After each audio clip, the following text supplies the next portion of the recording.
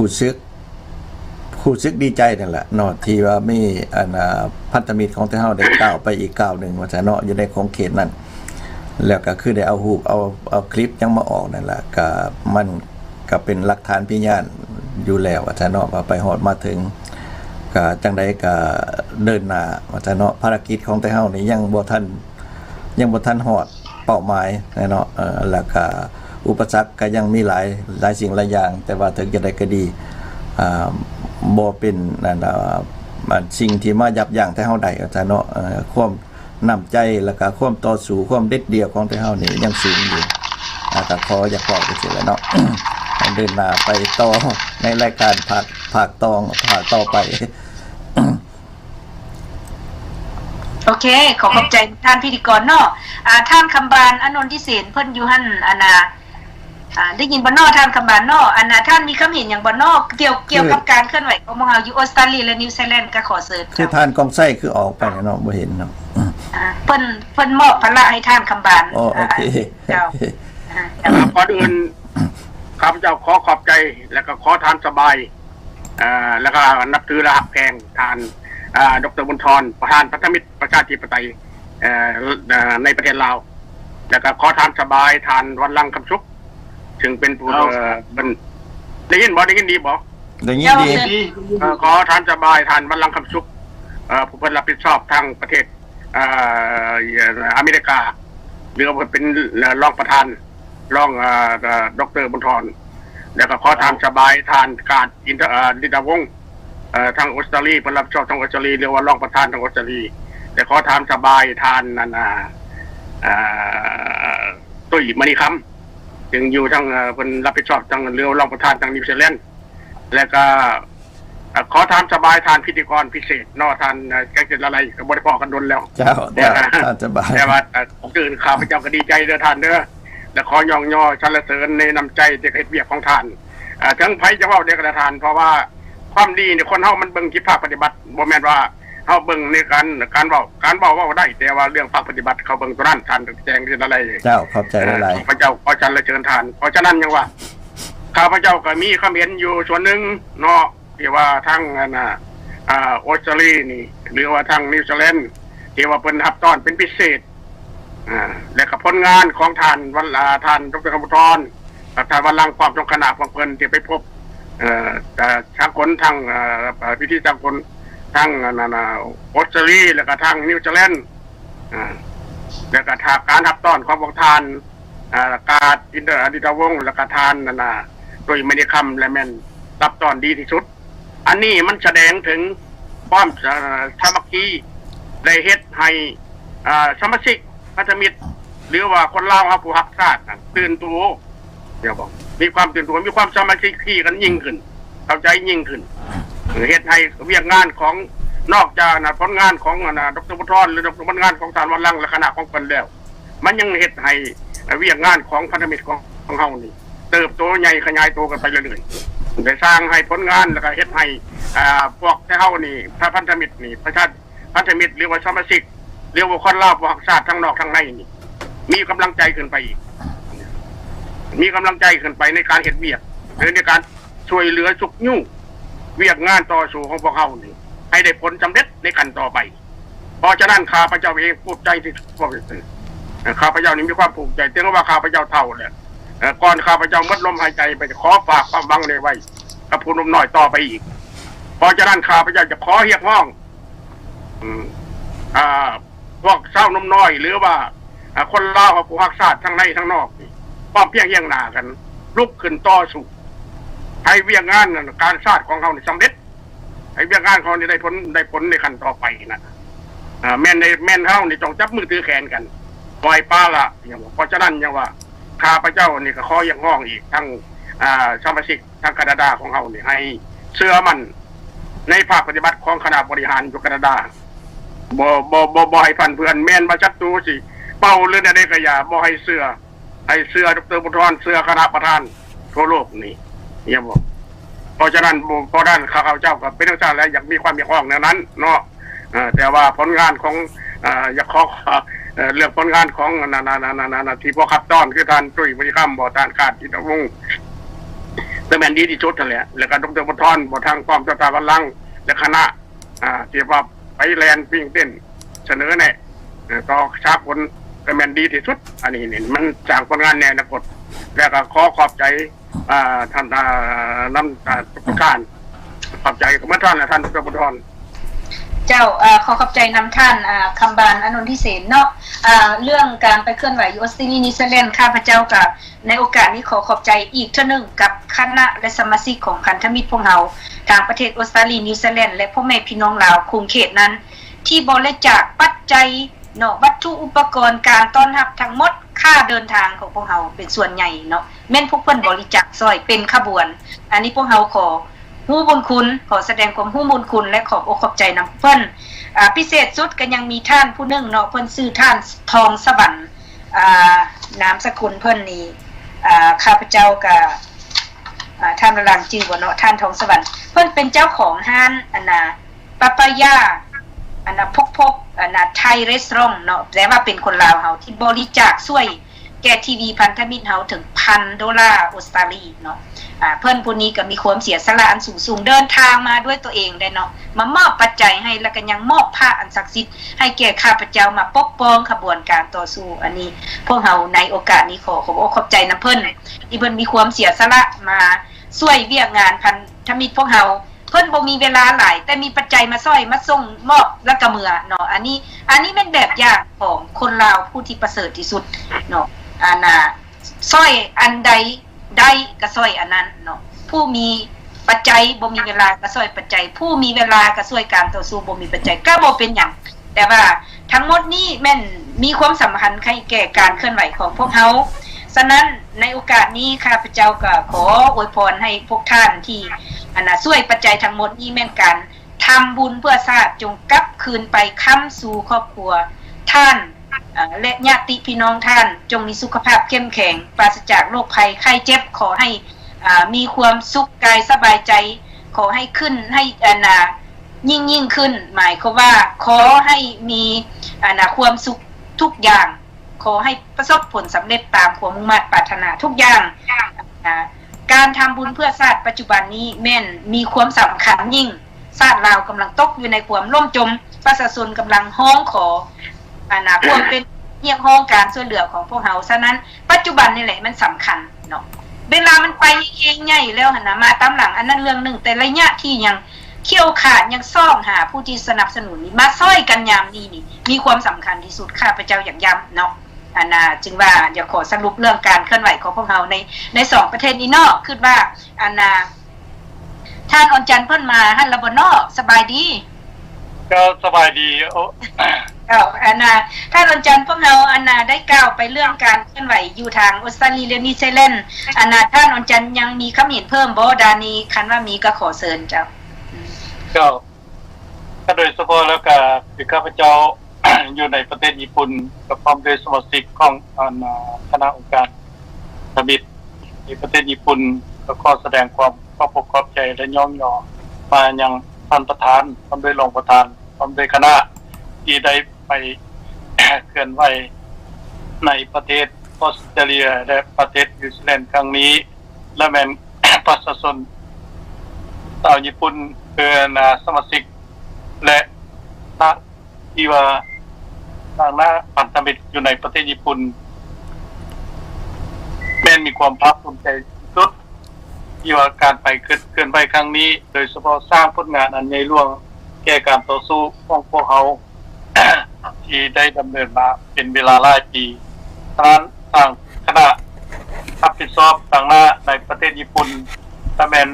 ยินดีสนับสนุนการเคลื่อนไหวการปฏิบัติงานของท่านประธานพร้อมด้วยคณะที่ได้ดำเนินมาเป็นเวลาหลายปีได้สร้างผลงานอันใหญ่หลวงในเวทีสากลและ ในเวทีทางในและนอกประเทศทางนี้ฉะนั้นแหละข้าพเจ้าก็บ่มีหยังก็มีแต่ว่าทุกสิ่งทุกอย่างก็ได้ลงนำคณะและสมาชิกของพันธมิตรในประเทศญี่ปุ่นและแม้นเห็นดีเห็นพร้อมแล้วก็พร้อมแล้วที่จะ ดำเนินการสนับสนุนการต่อสู้ ของท่านประธานพร้อมด้วยคณะและองค์การพันธมิตรขั้นต่อไป อันนี้ก็มีความคิดผมเห็นอย่างตอนนี้ก่อนเจ้าอนาขอบใจนำท่านอ่อนจันทร์ที่ให้คำเห็นเพิ่มเกี่ยวกับการเคลื่อนไหวเนาะอันนี้ภาคทำอิฐก็คือว่าส่งมาพาควรเนาะสำหรับมื้อนี้แล้วต่อไปนี้พวกเราจะได้ไปกล่าวประเด็นที่2เนาะประเด็นที่2ก็คือปัญหาเกี่ยวกับการเคลื่อนไหวทางด้านทีวีของพันธมิตรพวกเราและก็ปัญหาที่ว่าผู้ที่สร้างความสับสนขึ้นมาเนาะในโอกาสนี้ข้าพเจ้าและคณะประธานทั่วโลกที่ได้มาออกข่าวอยู่ในที่นี้พวกเราจะร่วมกันออกแถลงการของพวกเราผ่านมาพวกเราบ่ได้มีโอกาสได้มากล่าวทั้งหมดก็ย้อนว่าเหตุผลอันที่1พวกเราคิดว่าอันนี้แม่นสภาพภายในพวกเราไกลเกลี่ยกันอยู่ภายในติดต่อส่งคณะไปไกลเกลี่ยผู้นั้นผู้นี้แต่ว่าปรากฏว่าผู้ที่ถือไกลเกลี่ยหรือว่าจนถึงขั้นเฮ็ดจดหมายเตือนแต่ก็บ่มีการยินยอมเปลี่ยนแปลงฉะนั้นสภาพมันจึงฮ้อนหุนขึ้นมาถึงปัจจุบันจนเกิดมีการออกข่าวอย่างเปิดเผยของฝ่ายกงกันข้ามและก็มีคำเห็นคำเรียกร้องของประชาชนสมาชิกในทั่วโลกติดต่อมาต้องการอยากรู้ข้อมูลความจริงฉะนั้นมื้อนี้พวกเราคณะประธานในทั่วโลกจึงได้เป็นเอกภาพกันมาที่นี้เพื่อจะได้ออกแถลงการเป็นทางการเกี่ยวกับสภาพการทั้งหมดของพวกที่กำลังเป็นกบฏกับพันธมิตรพวกเราก่อนอื่นข้าพเจ้าจะได้พยายามห้องท่านตุยมณีคำกลับคืนมาก่อนเนาะเพิ่นตกออกไป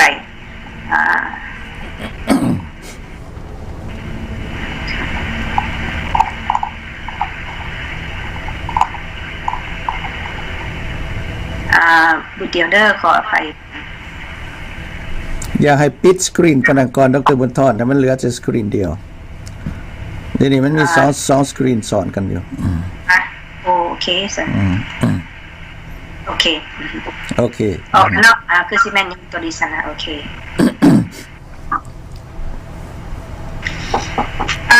ข้าพเจ้าขอกล่าวแถลงการของการพันธมิตรเพื่อประชาธิปไตยในเราเกี่ยวกับพวกกบฏที่เกิดขึ้นอยู่ในภายในของพันธมิตรพวกเราเนาะเหตุการณ์ที่เกิดขึ้นนี้มันเริ่มมาในท้ายเดือนธันวาคม2016มันเกิดขึ้นด้วยเหตุใดเนาะเหตุการณ์ที่เกิดขึ้นก็คือว่ามีสมาชิกพันธมิตรท่านหนึ่งที่มีอคติกับพิธีกรของทีวีพันธมิตรที่แคลิฟอร์เนียเนาะพวกเราพยายามตักเตือนให้อดทนให้แก้ไขปัญหาและก็ให้อภัยซึ่งกันและกันแต่เพิ่นบ่ยอมก็เลยไปซักชวนสมาชิกคนอื่นๆแก้ดึงกันเข้ามาเพื่อหาทางทำลายพิธีกรของพวกเราที่แคลิฟอร์เนียคือต้องการปิดข่าวของพวกเราอยู่แคลิฟอร์เนียต้องการปิดห้องการข่าวทีวีพันธมิตรที่แคลิฟอร์เนียแม่นเป้าหมายของพวกเพิ่นจึงพากันไปซักชวนเป็นสายใยดึงกันมาเป็นพึงเนาะอันนั้นมีเหตุผลต้นต่อที่เริ่มเนาะแต่โชคร้ายเนาะที่สิ่งที่พ้นเล่นนั้นมันจึงไปพ้อกับผู้ที่กำลังเกียมตัวอยู่แล้วเพื่อหวังปรับปรุงคณะนำพาของพวกเรามันจึงเป็นบ่วงเฮ็ดให้พวกข้าเจ้านั้นสร้างภาพพจน์ขึ้นมาที่เป็นการปั้นป่วนปัญหาภายในให้แตกแหงขึ้นมาแต่ทั้งหมดนั้นคณะนำพาของพวกเราในทั่วโลกคณะประธานในทั่วโลกทุกคนยังมีหลักมั่นที่นักแน่นในการต่อสู้เนาะปัญหาที่มันเกิดขึ้นนี้มันบ่แม่นแผนการของคณะนำพาพันธมิตรมันบ่แม่นนโยบายของพวกเราเพื่อสร้างความแตกแหงแต่มันแม่นอคติของบุคคลบวกใส่ผู้ที่หวังทำลายขบวนการต่อสู้ทำลายผลงานของพันธมิตรพวกเราที่ตั้งมาแต่2009ด้วยความมานะอดทนด้วยความเสียสละอันสูงของหมดทุกคนที่ได้เฮ็ดเบี้ยการต่อสู้นี่ทั้งเว้นอื่นเนาะพวกที่เข้ามาใหม่บางคนนี่บ่มองเห็นความเสียสละของพวกเราอ้างว่าเพิ่นเก่งแล้วก็แม่นไปดึงเอาพวกนั้นดึงเอาพวกนี้ทำลายพวกเราอันนี้แม่นการกระทำที่ผิดพลาดที่สุดข้าพเจ้าขอประณามว่าเป็นพวกที่กบฏพวกเราได้พยายามตักเตือนทุกอย่างการให้เบี้ยของพันธมิตรพวกเรานี่พวกเรามีธรรมนูญก การนำพาอยู่พันธมิตรพวกเฮานี้แม่นคณะประธานพันธมิตรพวกเฮาที่แต่ละท่านถูกเลือกมาจากสมาชิกขององค์การพันธมิตรดูในแต่ละประเทศจัดกองประชุมขึ้นเลือกตั้งได้เป็นประธานประจำประเทศนั้นแล้วจึงได้เข้ามาสมัครเลือกตั้งเป็นประธานพันธมิตรทั่วโลกพวกเฮาถูกรับรู้ถูกเลือกตั้งถูกต้องตามธรรมนูญลงทะเบียนถูกต้องตามหลักการของสากลอันนี้แม่นการเคลื่อนไหวของพวกเฮาแต่กองกันข้ามเนาะพวกที่กำลังเป็นขบฏปัจจุบันนี้แม่นพวกที่บ่ปฏิบัติตามธรรมนูญของพันธมิตรการที่จัดกองประชุมของพันธมิตรทุกอาทิตย์ของคณะนำพาและคณะบริหารนั้นปฏิบัติกันมาตลอดก็มีผลศักดิ์สิทธิ์หลายอย่างที่เกิดขึ้นแต่เมื่อมาฮอดในท้ายเดือนธันวาคม2016ผ่านมาคณะบริหารบางคนเปลี่ยนหน้ามือเป็นหลังมือเคยเป็นมิตรนำกันกลายมาเป็นศัตรูโดยที่พวกเฮาบ่คาดคิดเตือนแนวใดก็บ่ฟังติดต่อให้มาลมนำโทรศัพท์เว้ากับซ้ำเป่าปีใส่หูขวยบ่ยอมฟังเหตุผลพวกเฮาไปแต่หูพวกเพิ่นพันธมิตรพวกเฮามองเห็นว่าแผนของพวกเพิ่นต้องการทับม้างห้องการของทีวีพันธมิตรอยู่ที่แคลิฟอร์เนียนั้นพวกเฮาบ่ยินยอมเหตุผลอยู่บ่อนว่าห้องการออกข่าวทีวีพันธมิตรนี้มันเป็นของพันธมิตรทั่วโลกมันบ่แม่นของส่วนตัวเท่าก่อนางขอในเมื่อพวกเฮาเป็นการจัดตั้งที่เอาความรับผิดชอบระดับทั่วโลกเคลื่อนไหวในเวทีสากลพวกเฮาจำเป็นต้องมีห้องการพวกทีมนักข่าวพิธีกรเทคนิคอยู่ในห้องการนี้พวกเพิ่นก็ยังมีความตัดสินใจว่าสืบต่อเหตุใดพวกเฮาบ่มีความจำเป็นที่จะต้องยุบยอบหยังหมดในเมื่อคนที่เรียกก็มีในเมื่อทุนผู้เฮาก็สามารถแบกไปได้แบบที่เฮาเฮ็ดแบบประหยัดที่สุดก็ไปได้เนาะเมื่อก่อนเฮามีสแตทไลท์ว่ามันใช้จ่ายสูงเฮาก็ลดพรค่าใช้จ่ายลงมาแต่ก็ยังสามารถใช้จ่ายค่าสถานที่ห้องการนี้ไปได้ทั้งหมดนี้แม่นพวกเฮาเห็นว่ามันบ่เป็นเรื่องที่ว่าเหลือบ้ากว่าแหงแต่กลมกันข้ามพวกที่กบฏยังอ้างว่าพวกเฮาประหยัดค่าใช้จ่ายลงมาปานใดก็ยังอ้างว่ามันยังแพงอยู่ทั้งที่ว่าพวกกบฏนี่นะพาการสกัดกันบ่ให้พวกที่บริจาคเงินนี้เข้ามานี่เนาะป้านการบริจาคมาแล้วยังบ่แล้วเนาะเปิดพิวบ็อกที่ตั้งไว้อยู่ที่แอตแลนตานี่พวกเพิ่นก็ไปสกัดกันกักไปเนาะเฮ็ดคัดขวางพวกเฮาอย่างห้าแหงที่สุดข้าพเจ้าบ่เคยคาดคิดว่าผู้ที่มาเป็นสมาชิกคณะบริหารอยู่ในพันธมิตรจะกลายหน้ามือกลายเป็นหลังมือพวกเฮานี่นะมีความอดทนพยายามอดอ้อมใส่กันพิษเล็กๆน้อยๆก็พยายามตักเตือนกันอดอ้อมเอากันโดยดีบ่ต้องการจะมาขายหน้าขายตาผู้ใดอยู่ในเวทีข่าวนี้แต่พวกเพิ่นบ่ยอมพากันดื้อด้านทำนับมือนับหายแหงไปกว่าเก่ากลายเป็นพวกที่กบฏบังทับมางคณะนำพาอยู่ซื่อๆนะประชุมนำกันดีๆนะเฮ็ดใดจึงพากันวุ่นไปบ่พออกพอใจแนวนั่นแนวนี้ขึ้นยามหนึ่งยามเดียวประชุมกันทุกๆอาทิตย์บ่เคยได้มีผู้เว้าเป็นเรื่องที่หายแหงมาขึ้นยามหนึ่งยามเดียวแสดงว่ามีแผนกบฏแผนทำลายขบวนการต่อสู้ของพันธมิตรฉะนั้นพวกเฮาคณะนำพาอยู่ในที่นี้พวกเฮาจะบ่รับรู้การกบฏแบบนี้การกบฏแบบนี้มันบ่แม่นการบังดีในการต่อสู้แม่นมีแผนอยู่เบื้องหลังเพื่อทับม้างการนำพาของพวกเฮาข้าพเจ้าขอกล่าวถึงว่าพวกเฮาได้จัดกองประชุมในครั้งวันที่23ธันวาคม2012นั้นขึ้นความหวังของพวกเฮาก็คือปรับปรุงทีวีของพวกเฮาให้สามารถผ่านพ้นไปโดยดีประหยัดการใช้จ่ายลงเท่าที่ประหยัดลงได้ขั้นแรกท่านพิธีกรอยู่ทางแคลิฟอร์เนียเพิ่นว่าเพิ่นจะบ่ได้เฮ็ดต่อไปแต่ต่อมาเพิ่นก็ว่าแนวใดก็ตามจะเฮ็ดต่อไปได้อันนี้พวกเฮาก็ภูมิใจพวกเฮาก็สืบต่อในการที่ว่ามีห้องการพวกเฮาเนาะแต่ว่าพวกกบฏนี่ยังมาบังคับพวกเฮาว่าแนวใดก็ต้องปิดแคลิฟอร์เนียให้ได้แนวพวกเพิ่นนั้นบ่ยอมฟังเหตุฟังผลว่าจำเป็นหยังจะต้องปิดแคลิฟอร์เนียในเมื่อได้ผู้เฮ็ดเปียกเป็นหยังเฮ็ดได้การใช้จ่ายเฮาก็แบกไปได้มันก็บ่ได้แพงเหนือบาตัวแฮงแล้วพวกเพิ่นพยายามคือจะกันตั้งทีวีเก็บไส้ใหม่ซึ่งพวกเฮาคณะประธานเห็นว่ามันบ่มีความจำเป็นตราบใดตัวเก่ายังใช้ได้ดีอยู่ย้อนเหตุผลจังซั่นเนาะย้อนพวกเพิ่นนี่บ่ฟังการ ที่ว่าคณะประธานพวกเฮานี่บ่เห็นพร้อมพวกเพิ่นพากันดื้อด้านไปตั้งตัวใหม่พวกท่านเห็นการข้าวใหม่ออกมาที่ว่าทีมพวกเพิ่นนี้มาเอาเครื่องอุปกรณ์อยู่ที่แอตแลนตาออกไปพวกเฮาก็บ่ได้สกัดกั้นอย่างหมดเพราะว่าผู้ใดเป็นผู้ที่ได้วัตถุอุปกรณ์จะเอาคืนกับพวกเฮาก็บ่ได้สกัดกั้นเอาไปเป็นหยัง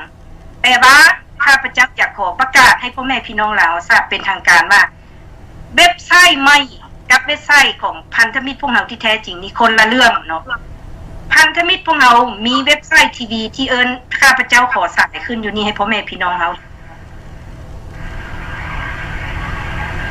ขึ้นอยู่ในหน้าจออยู่แล้วเห็นบ่เนาะเว็บไซต์พันธมิตรของพวกเฮาคืออยู่ในหน้าจอที่พวกท่านเบิ่งนี่แหละแม่น www.adltv.org เนาะพวกท่านจะเห็นอันนี้เป็นของพวกเฮาพวกท่านพ่อแม่พี่น้องลาวเบิ่งในทั่วโลกท่านพิธีกรเพิ่นก็เคยได้สายให้พ่อแม่พี่น้องเห็นข่าวแต่ละครั้งที่ได้เห็นเนาะอันนี้แม่นของพวกเฮาแม่คณะประธานพวกเฮาพี่ซ้อมแต่พวกกบฏนี่พากันไปเฮ็ดเว็บไซต์ใหม่ที่ใส่ชื่อว่า www.adltv.atlanta.org ค่ะเว็บไซต์ตัวนี้คณะประธานพันธมิตรพวกเฮาได้ออกบทสรุปของประชุมว่าบ่เห็นพร้อมให้ใช้เนาะแต่พวกเพิ่นยังพากันดื้อด้านใช้ข้าพเจ้าขอแจ้งให้พ่อแม่พี่น้องทราบว่าเว็บไซต์ตัวนี้นี่นะตัว Atlanta นี่นะ ADL Atlanta นะคะ ADLTV Atlanta ตัวนี้นี่แม่นเป็นเว็บไซต์เฟกบ่แม่นของแท้เป็นของปลอม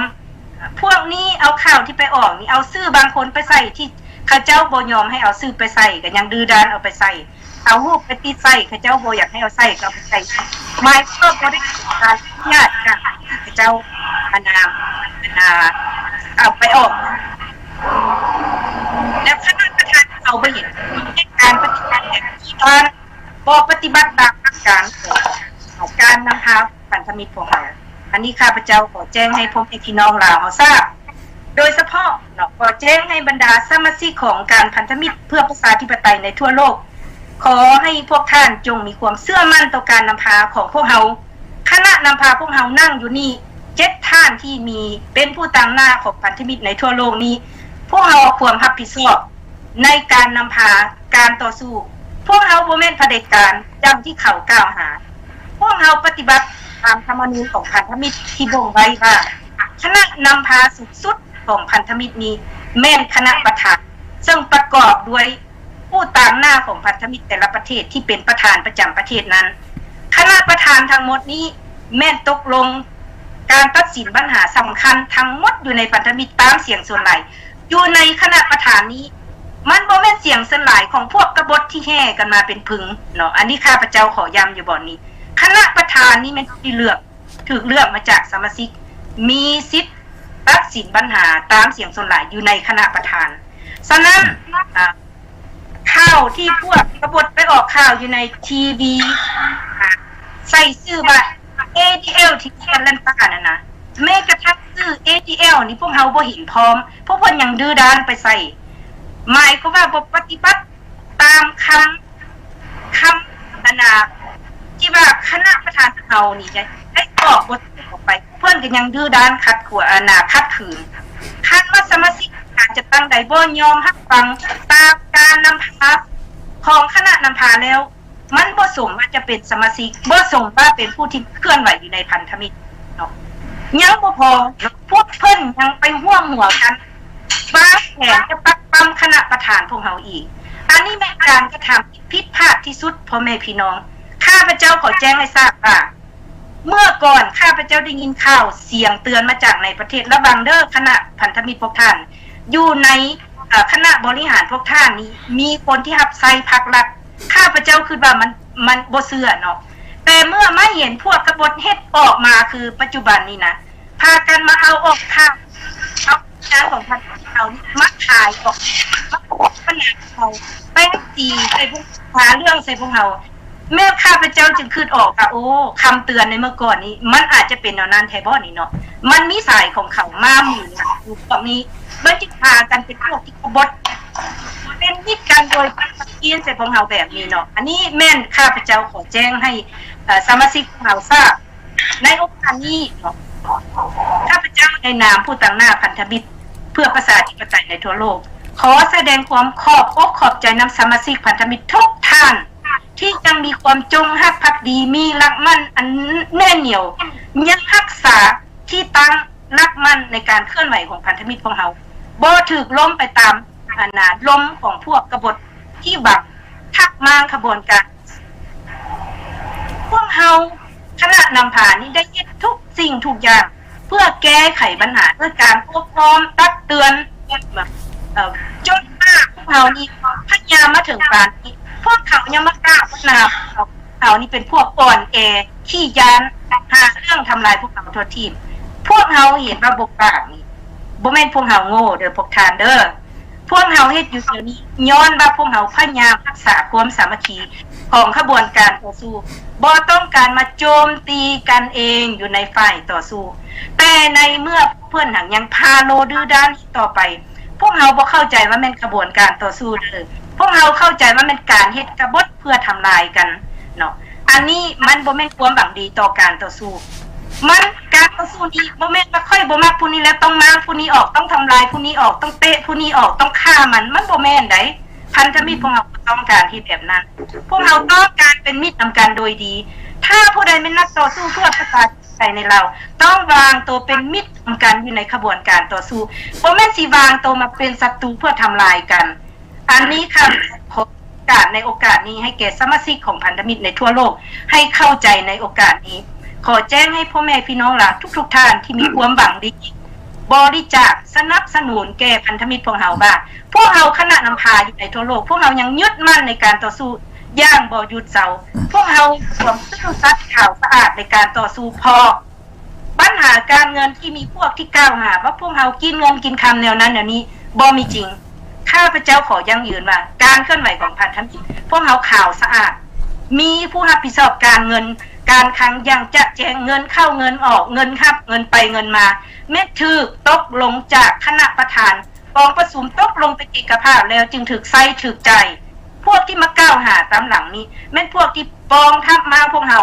แผนพวกเพิ่นแม่นอยากพักมาพวกเฮาแล้วผู้เพิ่นจะมาอุ้มผู้นั้นสิมาเป็นนายคลังผู้นี้สิมาเป็นผู้อำนวยการทีวีผู้นั้นสิมาเป็นประธานพันธมิตรเขาวางแผนมาแนวนั้นเขาจึงมาปองมาทับมาพวกเฮาแนวนี้อันนี้ข้าพเจ้าขอแจ้งให้พวกท่านทราบแต่พวกเราคณะนำพาของพันธมิตรเพื่อประชาธิปไตยในเราจะบ่ยอมให้มาทับมาพวกเราแบบง่ายๆพวกเราถือสมาชิกของพันธมิตรในทั่วโลกเลือกตั้งขึ้นมาพวกเราจะปฏิบัติหน้าที่ของพวกเราด้วยความซื่อสัตย์ข่าวสะอาดต่อไปและปฏิบัติตามอุดมการณ์ที่พวกเราได้วางไว้ในเมื่อก่อนจนถึงปัจจุบันและจะสืบต่อไปปฏิบัติตามหลักการตามธรรมนูญของพันธมิตรที่วางไว้ปฏิบัติตามระเบียบภายในของพันธมิตรที่วางไว้ถ้าใดในเมื่อพวกเราเตือนบ่ยอมฟังยังดื้อด้านปฏิบัติให้พวกเราจำเป็นต้องได้ปล่อยออกไปอันนี้ข้าพเจ้าขอแจ้งให้ทราบดังนั้นในโอกาสนี้ต่อไปนี้ข้าพเจ้าขอเชิญท่านบัลลังก์คำสู้ในนามของประธานของพันธมิตรในทั่วโลกทางเป็นประธานพันธมิตรเพื่อประชาธิปไตยประจำสหรัฐอเมริกาเนาะขอเชิญท่านมีคำเห็นต่อปัญหาพวกกบฏอยู่ในการเคลื่อนไหวของพันธมิตรเพื่อประชาธิปไตยแล้วขอเชิญท่านบัลลังก์เจ้าขอขอบใจน้ำทานประธานบุตรจันทรวงศ์ประธานพันธมิตรเพื่อประชาธิปไตยในลาวข้าพเจ้าอีกบัลลังก์คำสุขเป็นรองประธานพันธมิตรเพื่อประชาธิปไตยทั่วโลกและก็เป็นประธานของพันธมิตรประชาธิปไตยประจำสหรัฐอเมริกามี50รัฐด้วยกันแบ่งเป็น4ภาค1ภาค2ภาค3และภาค4ข้าพเจ้าจะบอกชื่อว่าเป็นผู้ใดเป็นหัวหน้าในปัจจุบันนี้เพราะว่าเวลามีน้อยเต็มทีข้าพเจ้าได้ยินดีบ่เจ้าได้ยินดีขอเชิญกล่าวต่อข้าพเจ้าได้มีโอกาสอีกครั้งหนึ่งได้กลับขึ้นมาโอ้ลมเกี่ยวกับเรื่องความเป็นไปต่างๆสิ่งที่ในปัจจุบันถึงว่าพันธมิตรประชาธิปไตยของเขาองค์การจัดตั้งของพวกเขาที่ได้ประสบที่ว่าประเสริฐนี้ในปัจจุบันนี้ข้าพเจ้าถือว่ามันเป็นปัญหาที่ว่าบ่มีการเป็นการเข้าใจผิดของสมาชิกบางคนที่พวกเขาได้ไม่มีให้ความไว้เนื้อเชื่อใจให้ความไว้เนื้อเชื่อใจ อยู่ในขันนำและสำคัญและสวยโอกาสบ่นับถือการจะตั้งดูถูกดูหมิ่นการจะตั้งดูถูกดูหมิ่นสมาชิกพันธมิตรประชาธิปไตยผู้ที่ว่าให้ความ